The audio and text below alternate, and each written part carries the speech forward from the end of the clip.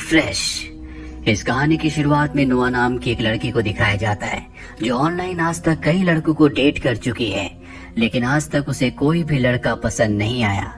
एक दिन जब वो सुपरमार्केट में होती है तभी उसकी मुलाकात एक लड़के से होती है जिसका नाम स्टीव होता है। स्टीव का नेचर बहुत ही ह्यूमरस होता है जो नोआ को बहुत अच्छा लगता है। ये दोनों एक दूसरे से नंबर एक्सचेंज कर लेते हैं और जल्दी ये दोनों डेट पर मिलते हैं, जहाँ पर स्टीव बताता है कि वो एक डॉक्टर है। नोआ बताती है कि उसके पिता इस दुनिया में नहीं है और वो अपनी मॉम के साथ अब नहीं रहती। इसी तरह से दोनों बहुत सारी बातें करते हैं, एक दूसरे के बारे में जानते हैं। नोआ को स्टीव बहुत ज्यादा पसंद आ जाता है, इसीलिए डेट खत्म होने के बाद ये दोनों के दोनों नोआ के घर चले जाते हैं, जहाँ पर एक दूसरे के साथ इंटीमेट हो जाते हैं। जब सुबह नोआ उठती है तो वो स्टीव की फोटो खींचती है, जिसके बाद वो वॉशरूम में जाती है और अपनी दोस्त मॉली को कॉल करती है।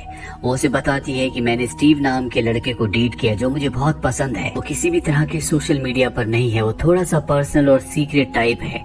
ये बात मॉली को बहुत अजीब लगती है और वो नोआ को कहती है कि तुम्हें इस तरह के लोगों से दूर रहना चाहिए, लेकिन नोआ उसकी बात पर ध्यान नहीं देती और उसने सोते हुए स्टीव की जो फोटो खींची होती है वो मॉली को भेज देती है। इसके बाद वो एक बार फिर से स्टीव के पास जाती है, दोनों के दोनों साथ ब्रेकफास्ट करते हैं, साथ ही यहाँ पर डांस भी करते हैं। नोआ को ऐसा लगता है जैसे उसे सब कुछ मिल गया। साथ ही स्टीव भी नोआ के साथ बहुत खुश होता है। वो नोआ से कहता है क्यों ना हम एक सीक्रेट जगह पर चलें, जो कि एक सीक्रेट ट्रिप होगी और इस जगह का नाम है कॉटेज ग्रेव। नोआ अपनी दोस्त मॉली को बता देती है कि वो स्टीव के साथ कॉटेज ग्रेव जा रही है और जल्दी दोनों के दोनों उस जगह पर पहुंच जाते हैं। ये एक बहुत ही रिमोट एरिया होता है जहाँ पर एक कॉटेज है। इस कॉटेज के अंदर ये दोनों के दोनों जाते हैं। नोआ यहाँ पर स्टीव के साथ बहुत खुश होती है। ये दोनों के दोनों ड्रिंक पी रहे होते हैं और ड्रिंक पीने के कुछ ही देर बाद नोआ बेहोश हो जाती है, लेकिन स्टीव जो सामने काउच के ऊपर बैठा होता है उसे कोई भी फर्क नहीं पड़ता, जिससे साफ साफ समझ में आ जाता है कि उसके इरादे अच्छे नहीं है। नोआ को जब होश आता है तो वो बेड के साथ बंधी होती है, उसके सामने स्टीव होता है।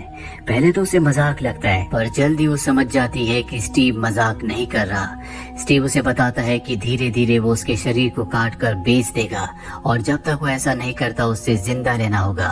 स्टीव यहाँ से चला जाता है, जिसके बाद नोआ चिल्लाना शुरू कर देती है और उसे पता चलता है कि वो यहाँ पर अकेली नहीं है, बल्कि उसी की तरह दो लड़कियां और हैं जिन्हें स्टीव उसी तरह से यहाँ पर फंसा कर लाया है जिस तरह से नोआ को लेकर आया था।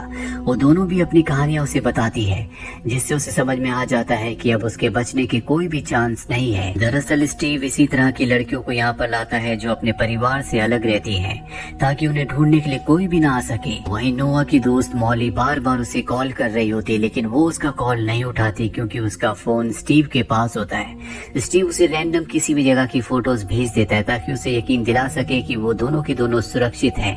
लेकिन यहाँ पर मॉली को शक हो जाता है क्योंकि जिस तरह से स्टीव उसे रिप्लाई कर रहा होता है नोआ कभी भी उसे उस तरह से रिप्लाई नहीं करती। और इसके बाद स्टीव ने जो मॉली को फोटोज भेजी होती है वो उन्हें इंटरनेट पर सर्च करती है और उसे पता चल जाता है कि सारी की सारी फोटोज गूगल से डाउनलोड की गई है, जिन्हें देखकर मॉली समझ जाती है कि नोआ की जान खतरे में है। वहीं स्टीव को दिखाया जाता है जो इन तीन लड़कियों में से एक लड़की के पार्ट को काट कर बॉक्स में रैप करके एक जगह डिलीवर करता है और जो आदमी उसे रिसीव करता है उसकी वॉच में एक डेविल का साइन भी होता है। सबसे पहले वो बॉक्स से कपड़ा निकालता है जो उसी लड़की का होता है जिसका मांस यानी कि जिसका पार्ट इस बॉक्स के अंदर है। वो उसे स्मेल करता है। दरअसल स्टीव का ये बिजनेस है। बहुत सारे ऐसे लोग हैं जो इस तरह के मांस को खरीदते हैं ताकि वो इस तरह के मांस को खा सके। वहीं हमें नोआ को दिखाया जाता है जो स्टीव से कहती है कि उसे शाल लेना है। स्टीव उसे उस जगह से निकाल कर कमरे में बाहर ले जाता है। नोआ वहाँ से भागने की कोशिश करती है लेकिन स्टीव उसे पकड़ लेता है। दरअसल इस जगह से भागना इतना आसान नहीं है और अब स्टीव को गुस्सा आ जाता है, इसीलिए वो नोआ को बेहोश कर देता है, जिसके बाद वो नोआ की सर्जरी करता है और उसके हिप के एक हिस्से को काट कर निकाल देता है। ये नोआ की सजा होती है। नोआ को अब बहुत तकलीफ हो रही होती है। इसके बाद स्टीव नोआ को उसके कमरे में ले जाता है जहाँ पर पहले से एक मैगजीन होती है और उस मैगजीन में किसी लड़की ने लिखा होता है कि अगर तुम इसे पढ़ रही हो तो इसका मतलब ये है कि स्टीव तुम्हें भी यहाँ पर पकड़ कर ले आया है। अगर वो तुम्हें पसंद करता है तो तुम इस बात का फायदा उठाकर इस जगह से भाग सकती हो। वहीं दूसरी तरफ हमें नोआ की फ्रेंड मॉली को दिखाया जाता है जो उसे ढूंढते ढूंढते उस बार में जाती है जहाँ पर नोआ को सबसे पहले स्टीव मिला था। उसके पास स्टीव की फोटो होती है जिसे बारटेंडर पहचान लेता है, जो पहले से मॉली का दोस्त होता है, और वो उसे स्टीव का एड्रेस बता देता है क्योंकि उसने अपने कार्ड से यहाँ पर पेमेंट की होती है। और अब मॉली उसके घर के बाहर पहुंच जाती है। उसके घर के अंदर जाने से पहले वो बारटेंडर को कहती है कि अगर मैं वापस ना आऊं तो तुम मुझे इस पते पर ढूंढने आ जाना। इसके बाद वो स्टीव के घर जाती है जहाँ पर उसकी पत्नी आती है। मॉली उससे पूछती है कि तुम्हारे पति कहाँ पर है? वो मेरी दोस्त को अपने साथ ले गए थे और अब तक मेरी दोस्त वापस नहीं आई। उसकी पत्नी साफ साफ मना कर देती है और कहती है कि मेरे पति कभी भी ऐसा नहीं कर सकते। इसके बाद ये दोनों के दोनों घर के अंदर चले जाते हैं जहाँ पर स्टीव भी आ जाता है और मॉली स्टीव से पूछती है कि मेरी दोस्त कहाँ पर है। वो साफ साफ मना कर देता है कि मैं तुम्हारी दोस्त को जानता ही नहीं। पर मॉली को पता है कि स्टीव झूठ बोल रहा है, इसीलिए वो अपनी दोस्त नोवा के नंबर पर कॉल करती है और इस वक्त नोवा का फोन स्टीव के पास होता है जो रिंग होना शुरू हो जाता है, यानी कि उसकी चोरी पकड़ी गई है। उसका झूठ पूरी तरह से सामने आ चुका है। पर इससे पहले कि मॉली कुछ करती, स्टीव की पत्नी पीछे से मॉली के सिर के ऊपर हमला करती है जिससे बेहोश हो जाती है, यानी कि स्टीव की पत्नी भी उसके साथ मिली हुई है। और अब स्टीव मॉली को भी पकड़कर नीचे बेसमेंट में ले जाता है जहाँ पर उसने सबको कैद किया हुआ है। वो मॉली को भी कैद कर लेता है। इसके बाद वो नोवा के पास जाता है। नोवा उससे इस तरह से बात करती है जैसे उसे भी इंसानी मांस में इंटरेस्ट है। नोवा पूछती है कि इसका स्वाद कैसा होता है। स्टीव बताता है कि इससे बेहतर स्वाद मैंने अपनी जिंदगी में कभी किसी चीज में नहीं देखा। उसे समझ में आ जाता है कि नोवा को भी इसमें अब इंटरेस्ट आने लगा है। इस बात से स्टीव को खुशी होती है।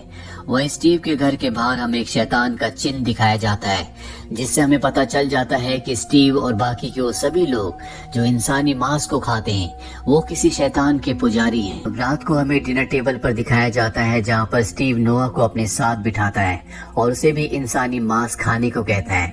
हालांकि नोवा ऐसा नहीं करना चाहती, पर वो स्टीव के विश्वास को जीतना चाहती है ताकि यहाँ से निकल सके, इसीलिए वो मांस खा लेती है।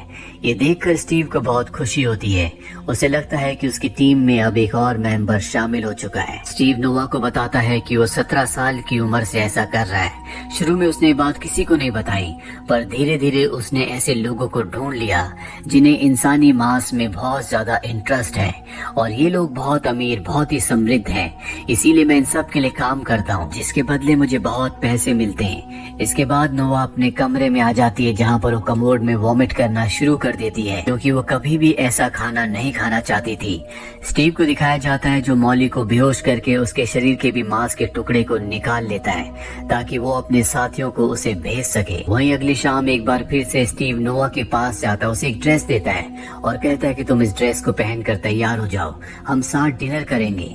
और एक बार फिर से साथ में डिनर करते हैं जिसे ना चाहकर भी नोवा खा लेती है। इसके बाद स्टीव उसे दीवार के पीछे छोटे छोटे केबिन्स दिखाता है जिसमें लड़कियों के बहुत सारे अलग अलग सामान को रखा होता है। स्टीव बताता है जिस भी लड़की के मांस को मैं अपने क्लाइंट्स के पास भेजता हूँ, साथ ही मैं उन लड़कियों के सामान को भी भेजता हूँ ताकि मेरे क्लाइंट्स उनको फील कर सकें।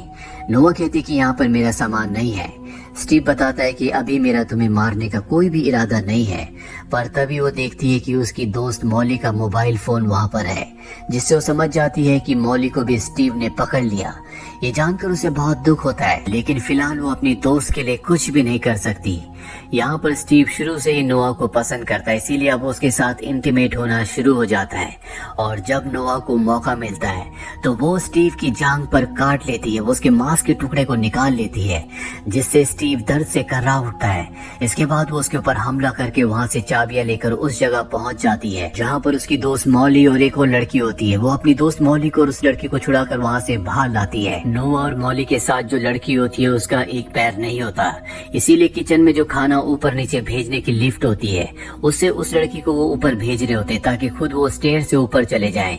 लेकिन तभी वहाँ पर स्टीव आ जाता है, वो उस लड़की को पकड़ लेता है और नोवा और मॉली स्टीव के ऊपर हमला करके उसे जमीन पर गिरा देते हैं। पर स्टीव एक बार फिर से नोवा के ऊपर हमला करता है। अब वो लड़की जिसका पैर नहीं होता वो स्टीव को जख्मी कर देती है जिससे नोवा छूट जाती है और अभी तीनों के तीनों मिलकर स्टीव के ऊपर हमला कर देते हैं, उसे दांतों से काटना शुरू कर देते हैं जिस तरह से वो दूसरों को खाता है। उसे भी अब इस बात का एहसास होता है कि ऐसा करने में कितना दर्द होता है। वहीं बाहर दिखाया जाता है जहां पर बार टेंडर भी आ चुका होता है, क्योंकि उसे मौली ने कहा था कि अगर मैं वापस ना आऊं तो तुम इस एड्रेस पर मुझे ढूंढने के लिए आ जाना। वहीं नोआ, मौली और उनके साथ जो लड़की होती है, तीनों की तीनों घर से बाहर निकल आते हैं, लेकिन स्टीव भी इनका पीछा करते हुए आ जाता है। उसके पास गन होती है। स्टीव से बचने के लिए तीनों के तीनों पेड़ के पीछे छुप जाते हैं, पर स्टीव किसी भी तरह से नोआ को ढूंढकर मारना चाहता है, क्योंकि ये सब कुछ उसी की वजह से हुआ है। और जब वो नोआ को ढूंढ रहा होता है तभी मौली पीछे से उसके ऊपर हमला कर देती है। इसके बाद एक बार फिर से स्टीव के ऊपर हमला करते हैं और नोआ उसकी गन छीन लेती है और उसे उसी की गन से मार देती है। यानी कि तीनों के तीनों सुरक्षित है, क्योंकि अब स्टीव की मौत हो चुकी है। नोआ को अपना मोबाइल हासिल करना होता है, इसीलिए घर के अंदर जाती है। वहीं घर के बाहर हमें स्टीव की वाइफ को दिखाया जाता है, जो स्टीव की बॉडी को देख लेती है और वो अपने वर्कर से कहती है कि इसे फ्रिज में रख दो, क्योंकि जो काम स्टीव करता है वो काम ये भी करती है। इसके बाद वो नोआ के पास जाती है और कहती है कि मुझे भी स्टीव ने बंदी बना रखा था, मैं भी उसकी विक्टिम हूँ। दरअसल ये नोआ को मारना चाहती है, इसीलिए वो उसके ऊपर हमला कर देती है, पर तभी पीछे से मौली आ जाती है और वो स्टीव की पत्नी को मार देती है, जिसका मतलब ये है कि अब ये पूरी तरह से सुरक्षित और आजाद हो चुकी हैं। इसी के साथ ये फिल्म, ये कहानी यहीं पर खत्म हो जाती है। उम्मीद करते हैं कि ये कहानी आपको पसंद आई होगी।